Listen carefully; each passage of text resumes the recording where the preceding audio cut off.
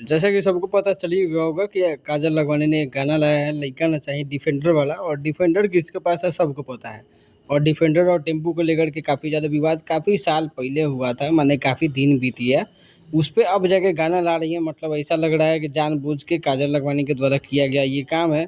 Plus अभी हाल फिलहाल में खेसारी लाल की तरफ से भी कोई टिप्पणियाँ नहीं हो रही है, लेकिन फिर भी ऐसा उन्होंने किया है तो उस पे कमेंट्स भी आए हैं। एक भैंस चराने वाला लड़का गुजराती डार्लिंग को रेल दिया, खेसारी भैया के नहीं मिले, टेम्पू छाप हो तुम, तेरी औकात नहीं है डिफेंडर पे बैठने की रे कजली। एक ने लिखा है रहे दो तोरा मिली भी ना, तो इन्होंने रिप्लाई दिया है काजल लखवानी ने, सेल्फ डिपेंडेंट हो ब्रदर, मतलब अच्छे से रिप्लाई दिया उन्होंने।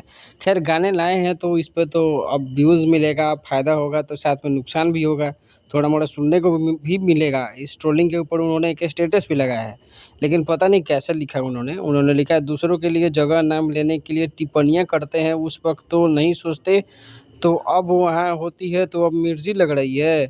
यहाँ तो नाम लेने की ज़रूरत नहीं, सभी कोई अपना क्रेडिट खुद ही ले ले रहा है।